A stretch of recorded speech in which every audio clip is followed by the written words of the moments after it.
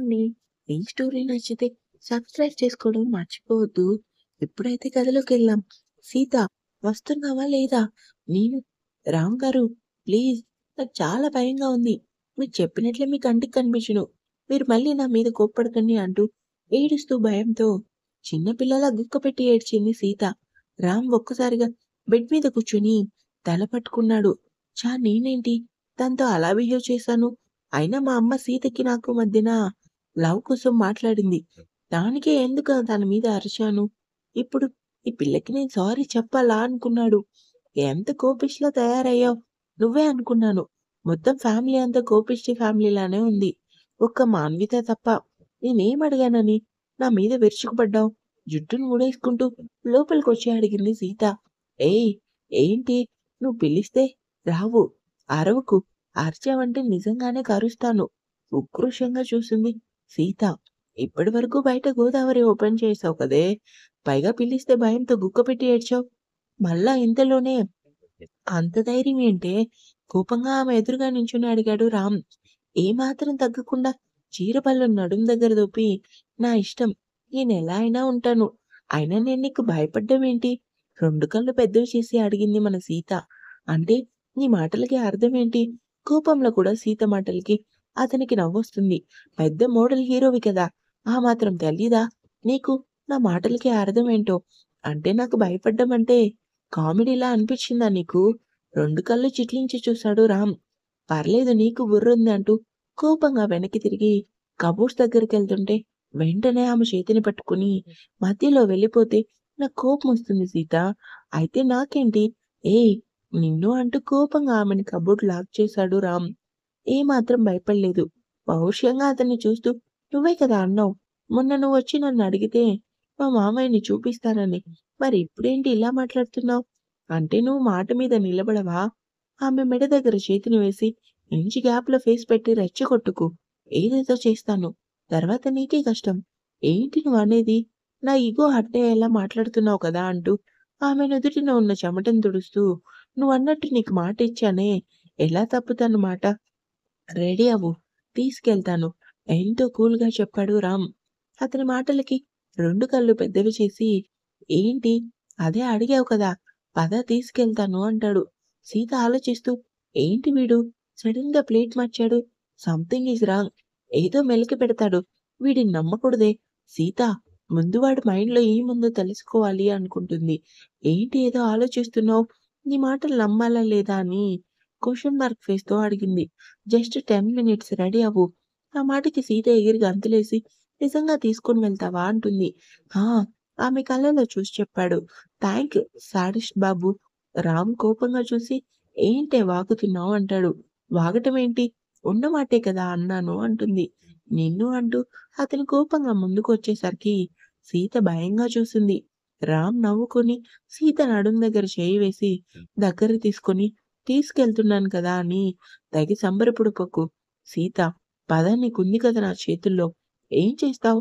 నడుం దగ్గర ఉన్న అతని చేతిని వెనక్కి పెట్టడానికి ట్రై చేస్తుంది కానీ, అక్కడ ఉన్నది రామ్ కదా! అసహనంగా అతని వైపు చూసి వదిలితే రెడీ అవుతాను అంటుంది. సరే కానీ జస్ట్ 10 మినిట్స్. అదేంటి 1 సెకండ్ కూడా ఆలస్యం చేసినా నేనెక్కడికి ఎళ్ళను అంటూ చిన్నగా విజిలేసి ఆమెను దూరంగా నెట్టి కానీ త్వరగా అంటూ కోపంగా బయటికెళ్ళాడు. సీత గబగబా చీర కట్టుకుంటుంటే లేట్ అవుతుందని డ్రెస్సేసుకొని తన బుక్స్ తీసుకొని పరుగులాంటి నడకతో బయటికి వచ్చింది. అప్పటికే కార్ స్టార్ట్ చేశాడు రామ్. పరుగున వస్తున్న సీతని అలానే చూశాడు.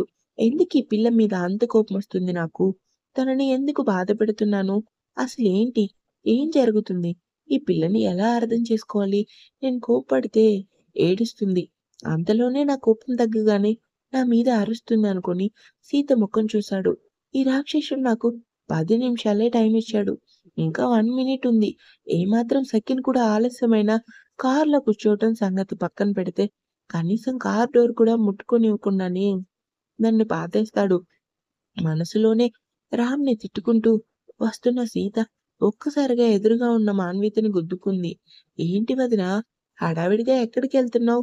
అది మామయ్య కాదు అది మా బావ అంటూ నెత్తి నెత్తిగా మాట్లాడుతున్న సీతను చూసి ఆశ్చర్యపోయింది మాన్విత. వదినా ఏమైంది నీకు? ఎందుకంత కంగారు నీకు? అసలు నువ్వు అన్నయ్య బ్రేక్‌ఫాస్ట్ చేశారా లేదా? చేశాము. అవునా? అబద్ధం చెప్పడం కూడా నేర్చుకున్నావా? ముందు పద. అన్నయ్య బ్రేక్‌ఫాస్ట్ చేయలేదు. మీ ఇద్దరికీ నేను వడ్డిస్తాను. తినేసి ఆఫీస్‌కెళ్దురు. మాన్విత ప్లీజ్ టైం లేదు. నా మాట వినవా? మీ అన్నయ్యకి షూటింగ్‌కి టైమవుతుంది. ఏమాత్రం లేట్ చేసినా నా మీద చిందులేస్తాడు. ప్లీజ్ ఈ ఒక్కసారికి వదిలేయవా? అయ్యో వదినా! నీకు నేనున్నాను కదా! సరే టైం అవుతుంది అంటున్నావు కాబట్టి టిఫిన్ బాక్స్‌లో పెట్టి ఇస్తాను. కార్‌లో నువ్వు, అన్నయ్య తినేయండి అంటూ సీత ఎంత చెప్పినా వినకుండా మాన్విత కిచెన్ రూమ్‌కెళ్ళింది. గోర్లు కొరుక్కుంటూ టెన్షన్‌గా రామ్ కేసి చూసింది సీత. అప్పటికే ఆమెని స్కాన్ చేస్తున్నాడు రామ్. చచ్చాను. ఇప్పుడు ఇంక వీడు ఏం తీసుకెళ్తాడు? నా ముఖం. ఏంటో నా టైం. దరిద్రం. నెత్తి మీద మామూలుగా వేయటం లేదుగా. డిస్కో ఛాన్స్ అనుకోని ఏడుపు మొహం పెట్టుకొని రామ్ కేసి చూస్తుంది. చిన్నగా నవ్వి ఊరుకున్నాడు రామ్. ఆ నవ్వులో గెలిచానన్న గర్వం చూడగానే సీతకి మామూలుగా మండలేదు. కోపంతో పళ్ళు మామూలుగా నూరలేదు. వదినా తీసుకో. థాంక్స్ మన్విత. ఇట్స్ ఓకే వదినా. బాయ్. బాయ్ అంటూ ఉస్సురుమంటూ కారెక్కి రామ్ వైపు చూసింది. ఏంటి? నిన్ను ఏ టైంకి రమ్మని చెప్పాను? ఆపు. నువ్వు నన్ను తీసుకొని వెళ్తానన్నప్పుడే నాకు తేడా కొట్టింది. ఇలాంటి మ్యాజిక్సే జరుగుతాయని. నువ్విప్పుడు కోపంతో ఊగిపోయి మా మీద అరవాలని చూడకు. కాలేజ్ దగ్గరే కదా నన్ను పడేసేది. ఇప్పుడు ఇంకా ఎందుకు లేటు కానీ.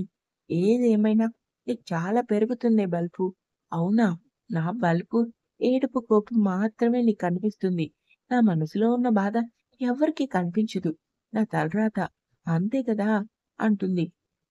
ఊరుకున్నవాడు ఎదురుగానే ఇష్టం లేని ఒక పరాయి వ్యక్తి వచ్చి నా మెడలో 3 ముళ్ళు వేయటం, మా బావ దగ్గరుండి చూసి మౌనంగా ఉండటం. ఇందులో నేను చేసిన తప్పేంటో తెలుసా? మా బావని ప్రేమించడం. బహుశా అదేనేమో నేను చేసిన తప్పు కదా! రామ్ ఏం మాట్లాడలేదు. నీ మాటలకి నాకు ఏం కోపం రావటం లేదు. నీకు మనసు ఉంటుంది కదా! అందుకే కదా ఈ తాళి కట్టి నా మనసుని ముక్కలు చేశావు. కంటి నిండా నీళ్ళతో అడిగింది సీత. రామ్ ఒక్క మాట కూడా మాట్లాడలేదు. సైలెంట్‌గా కార్ స్టార్ట్ చేశాడు.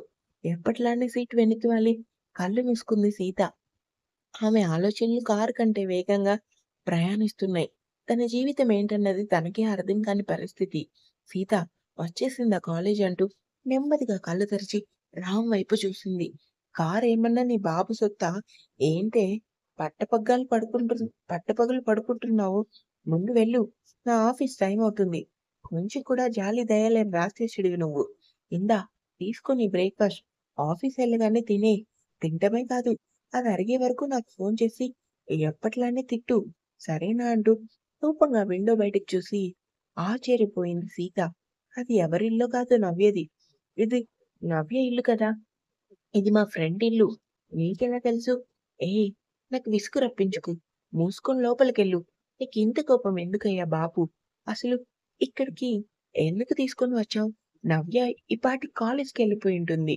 నీకు దేవుడు అందచందం అన్నీ ఇచ్చాడు కానీ, బుర్రలో మాత్రం తెలివనేది ఇవ్వలేదు. ఇస్తే బావున్నేమో. అంటే నీ ఉద్దేశ్యం ఏంటి? నేను బుర్ర తక్కువదాన్ననా?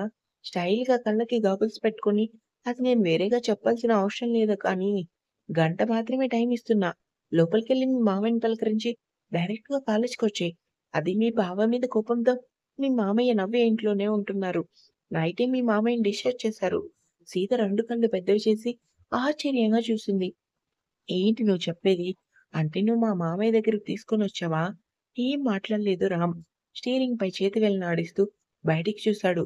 నిజంగానే మామయ్య దగ్గరికి తీసుకొస్తాడని ఊహించలేని సీత కాసేపు షాక్‌లోనే ఉండి రామ్ కేసి చూసింది. నా కటౌట్‌కి తర్వాత సైట్ కూడదు కానీ ముందు వెళ్ళు. శాడిస్ట్‌వే కానీ మంచి శాడిస్ట్‌వే రామ్ అంటుంది. ఏయ్! నిన్ను అంటూ కోపంగా చూశాడు. సారీ. ఇప్పుడు నిన్ను ఏమాత్రం గెలికినా మామూలుగా పగలదు. నాకు నా నోటి దురుతో వచ్చిన అవకాశాన్ని నేనెందుకు వదులుకుంటాను? Thank you. నేనిక్కడే వెయిట్ చేస్తాను. ఫాస్ట్‌గా రా. సరే అంటూ హ్యాపీగా తన చేతిలో ఉన్న బ్రేక్‌ఫాస్ట్ రామ్ చేతికిచ్చింది. తినండి. మర్చిపోకండి అంటూ వాటర్ బాటిల్ కూడా అతని ముందు పెట్టి కారు దిగింది సీత. వెళ్తున్న ఆమెనే చూస్తున్నాడు రామ్. ఇంకా ఉంది.